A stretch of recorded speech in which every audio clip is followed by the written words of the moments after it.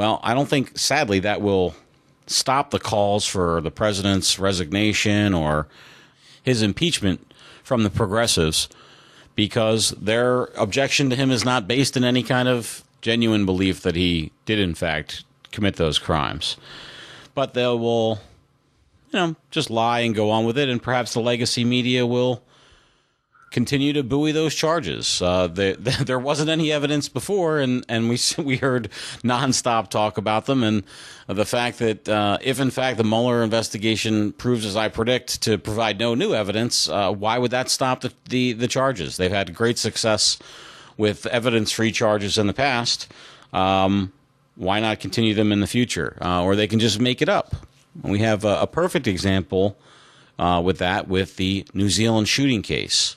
Because the President of the United States didn't issue some kind of anti-white supremacy Fidel Castro-length lecture, we have all over the legacy media questions and presentations like Donald Trump has somehow not come out against the attack or has hedged his bets in speaking about white supremacist violence.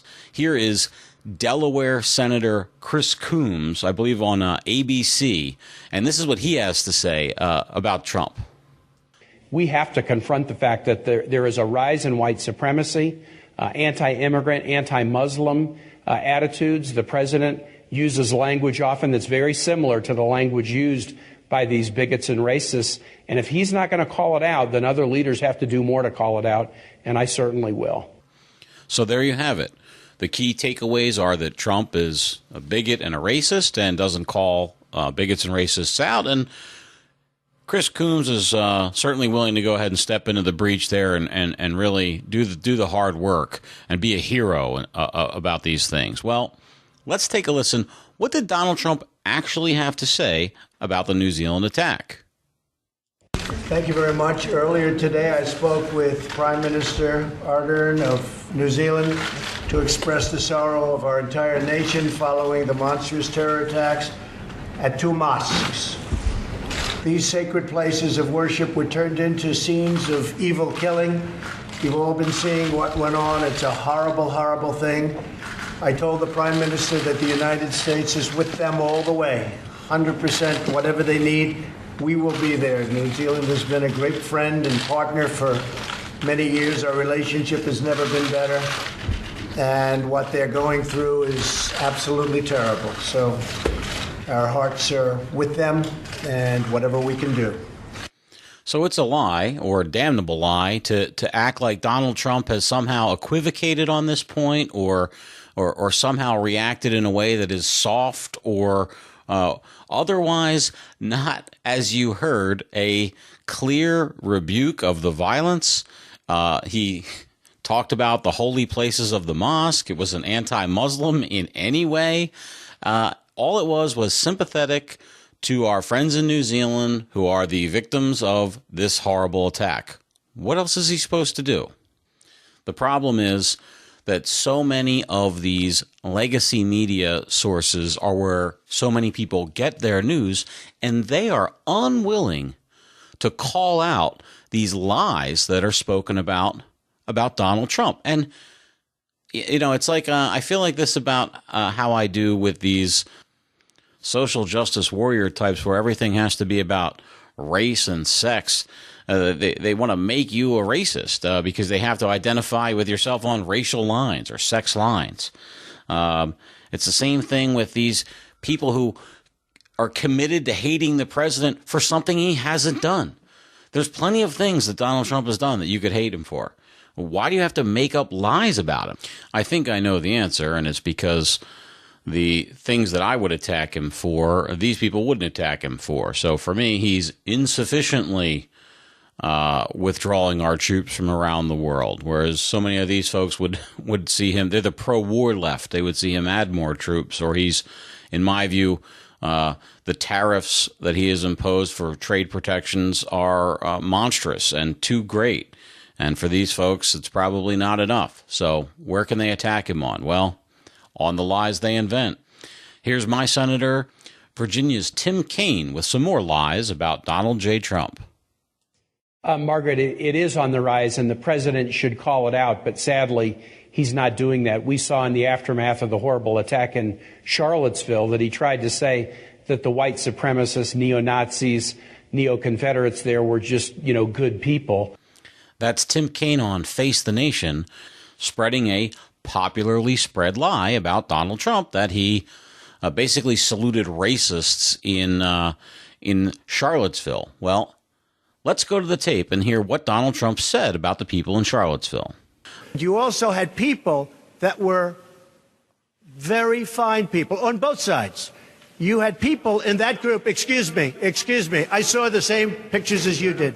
You had people in that group that were there to protest the taking down of, to them, a very, very important statue and the renaming of a park from Robert E. Lee to another name. President Trump is speaking there of people on both sides of the debate and protest over whether Confederate war general statues should be publicly displayed in parks in Charlottesville, Virginia. He wasn't talking about neo-Nazis. And in fact, in the same press conference, he made it so clear no one could claim to misunderstand him, I think, with a straight face. You're changing history, you're changing culture, and you had people, and I'm not talking about the neo-Nazis and the white nationalists, because they should be condemned totally. But you had many people in that group other than neo-Nazis and white nationalists, okay? And the press has treated them absolutely unfairly. Now, in the other group also, you had some fine people. So all that President Trump has said here is that you can think that it's appropriate to continue to display statues of Confederate war memorials, and that's okay. You can be a good person and do that. And also that you can be a good person and think that those memorials should be taken down. Is that the position of a racist? No, of course it's not.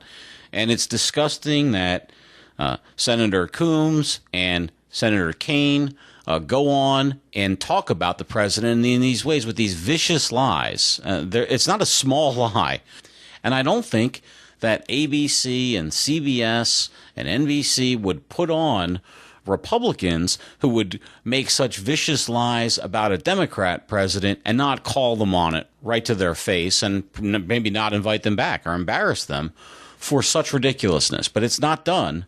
It seems like whenever Trump is the target, I mean, this is sort of something that goes back to just general, I think, leftist bias in the mainstream press for attacks against Republican presidents. But especially when Donald Trump is the target, any kind of importance to stay with the facts goes out the window. And I think we need to pay attention, especially to that as we process and analyze the Mueller report as it hopefully comes out.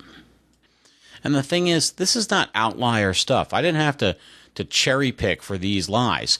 They're right up front with the most popular Democrat representatives who are sent to the major shows to represent the Democrat talking points. That's their lead, are these lies.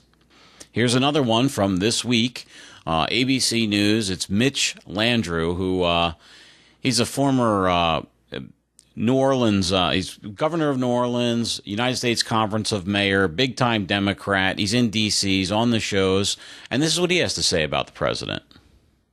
The president's rhetoric when he first started this campaign and throughout his presidency, when he calls all Muslims terrorists, Mexicans rapists, African Americans criminals, he begins to judge people, or anybody begins to judge people based on race, creed, color, nation of origin, sexual orientation. It does create, in a moment in the country when there's a rise of white nationalism, kind of a patina that it's okay to act that way. So, first of all, that's a lie. Number one, he didn't call all Muslims terrorists. It's a lie he didn't call all Mexicans rapists. And it's a lie he didn't call all African Americans criminals.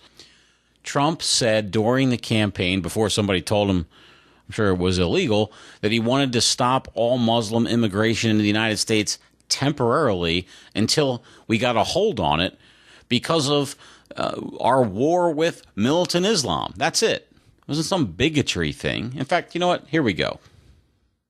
Donald J. Trump is calling for a total and complete shutdown of Muslims entering the United States until our country's representatives can figure out what the hell is going on.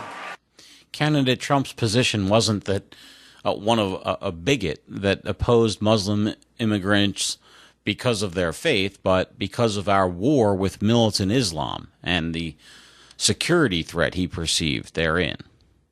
Plenty to oppose him on without having to call him a bigot. Barack Obama, with a stroke of his pen, engaged in wars that killed hundreds of thousands of Muslims, but he's not a bigot, right? He just did something that he shouldn't have. So just a tip, you can disagree with someone without calling them a bigot or racist or sexist or phobic in any way. Just that they advocate policies that you vehemently disagree with and want to go another way.